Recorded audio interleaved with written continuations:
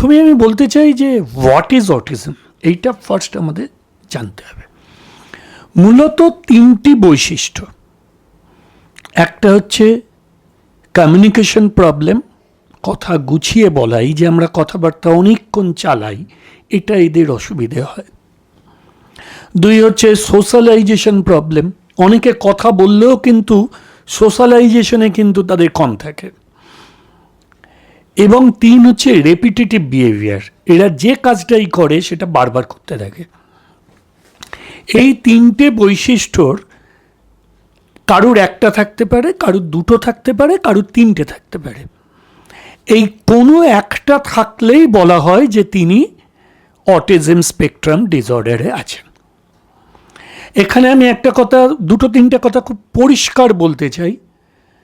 এক নম্বর হচ্ছে অটিজম কোনো রোগ নয়, ডিজিজ নয়, এটা একটা অবস্থা বা একটা ডিসঅর্ডার, যে কারণে এটা কখনোই কোনো ট্রিটমেন্ট, পৃথিবীর কোনো ট্রিটমেন্ট, কোনো ওষুধে সারবে না।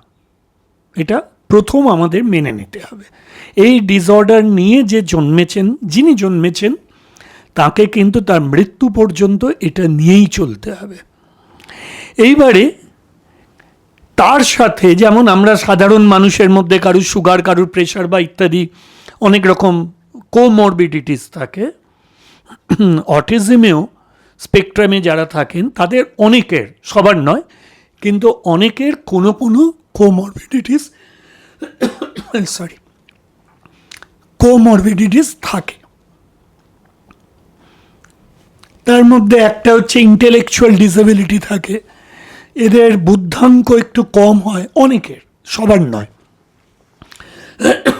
তাদের কিছু বিহেভিয়ারাল ইস্যুস থাকে, এইগুলো তাদের কারুর মধ্যে দেখা যায়।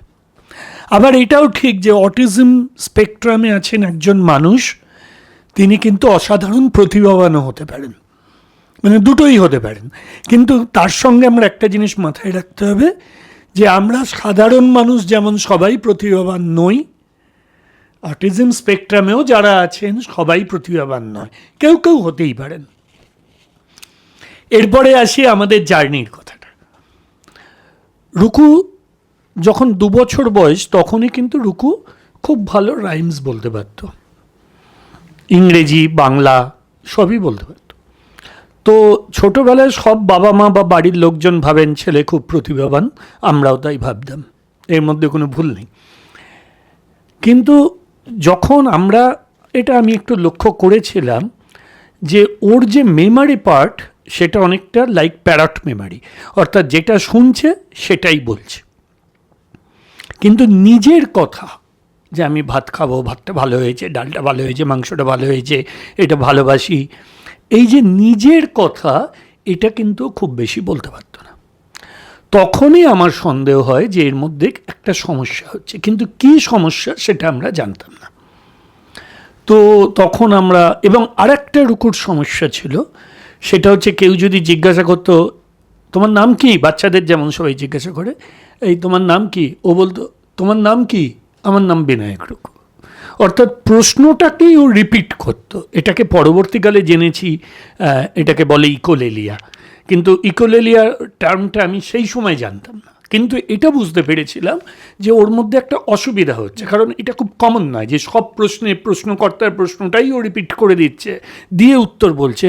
সো আমার এটা মনে হয়েছিল মানে হি ওয়াজ টেকিং টাইম, যে কিছুটা বা কিছু একটা ও ভাবছে।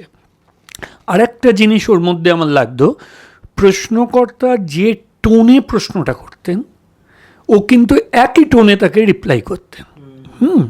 এটাও তো, এইগুলো আমার মনে হয়েছিল এটার মধ্যে কোনো অস্বাভাবিকতা আছে, কিন্তু কী অস্বাভাবিকতা আমার জানা ছিল না। তো আমরা তখন ডক্টরের কাছে যাই এবং ডক্টর তখন প্রথম বলেন it's a case of autism. তো আমরা দুজনেই তখন একটু ভেঙে পড়েছিলাম। তখন তারাও আমাকে বুঝিয়েছিলেন যে না, এটা আর ঠিক হবে না, ঠিক করা যাবে না। তো যেটা ওর মা যেটা বলল, মা কষ্ট পেয়েছিল, কারণ প্রত্যেক মাই চান, এর মধ্যে দোষের কিছু নেই, যে তার সন্তান একটা জগতে প্রতিষ্ঠিত হোক, সংসারে প্রতিষ্ঠিত হোক, এটা প্রত্যেক মাই চান। তো ওর মাও চাইতো, আমিও চাইতাম হয়তো, কিন্তু যখন আমরা বুঝলাম যে না, সেই জিনিসটা হবে না, আমরা আস্তে আস্তে বুঝতে পারলাম যে রুকুর একাডেমিক ক্যারিয়ার কিন্তু খুব ভালো কিছু হবে না।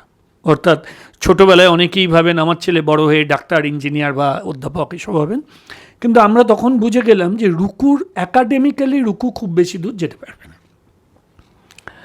তো তখন ও খুব ভেঙে পড়েছিল, খুব স্বাভাবিক, যে কোনো মাই ভেঙে পড়বে, ও খুব ভেঙে পড়েছিল। কিন্তু আমি যেটা বুঝেছিলাম এবং ওর সঙ্গে শেয়ার করতাম আমার স্ত্রীর সঙ্গে, যে দেখো এটা একটা disorder, so we have to accept ইট, এটা ছাড়া আমাদের কাছে কোনো রাস্তাই নেই। তাহলে আমাকে দেখতে হবে এটাকে অ্যাকসেপ্ট করে এর থেকে আমরা বেস্ট আউটকাম কি পেতে পারি, কতটা পেতে পারি, এই যে ব্যাপারটা। অর্থাৎ সেটা অন্য বাচ্চাদের মতো, ওর বয়সী বাচ্চাদের মতো নাও হতে পারে। কিন্তু আমি ওকে একদিন বলেছিলাম যে হোয়াট ইজ সাকসেস, সাকসেসকে তুমি ডিফাইন করবে কী করে, যে আমরা সাকসেসফুল হচ্ছি কি হচ্ছি না। So what is success? আমি মনে করি সাকসেস মানে হচ্ছে আমি আজকে যে জায়গায় দাঁড়িয়ে আছি তার থেকে আমি যদি 2 সেন্টিমিটারও এগোতে পারি, একটু বেটারমেন্ট হয়, দ্যাট ইজ মাই সাকসেস। নাইবা হলো সেটা অন্যদের মতন।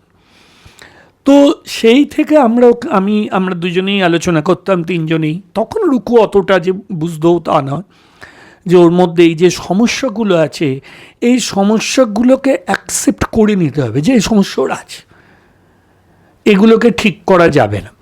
সেইটা নিয়ে আমরা কত দূর যেতে পারি, সেই আমাদের জার্নি শুরু।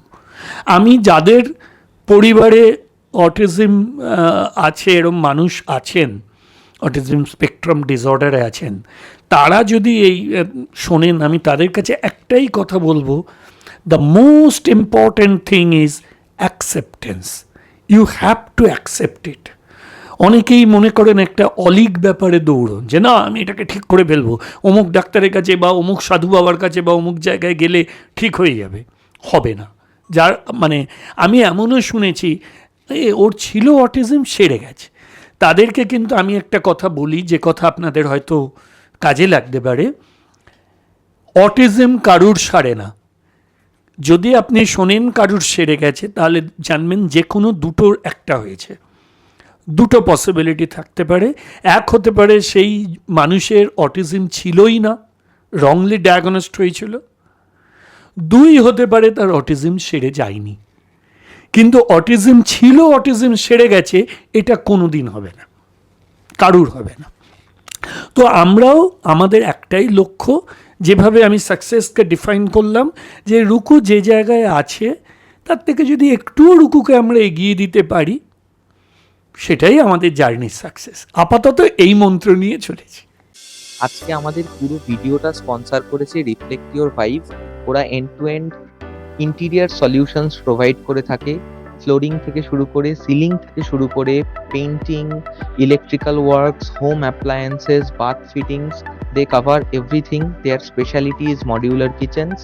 আমি নিজের ফ্ল্যাটে ওদেরকে দিয়ে কাজ করিয়েছি, so I know their quality of the work. Even I have visited their executed projects. Their customer feedback and client feedback is also very much valuable to them, and তারা সেরকমই বিহেভিয়ার মেনটেন করে, যেটা একটা কি point, যেটা আমি reflect your ভাইভের মধ্যে notice করেছি, যেটা আমি অন্য ইন্টেরিয়ার সলিউশনসগুলোর মধ্যে পাইনি। সেটা হচ্ছে কি, ওরা 4টে ডিফারেন্ট কোয়ালিটির 4টে ডিফারেন্ট প্রাইসের এস্টিমেট প্রোভাইড করে থাকে, এবং আপনি আপনার প্রাইস ব্যান্ড অনুযায়ী এবং নেসেসিটি অনুযায়ী যে কোনো একটা চুজ করে ওদের সঙ্গে কাজ করতে পারেন।